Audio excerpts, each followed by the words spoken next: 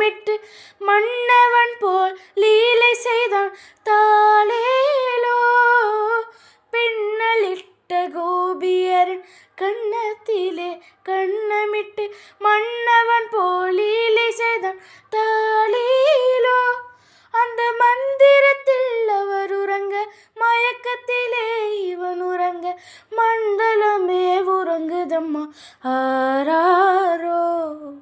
மண்டலமே உறங்குதம்மா ஆராரோ.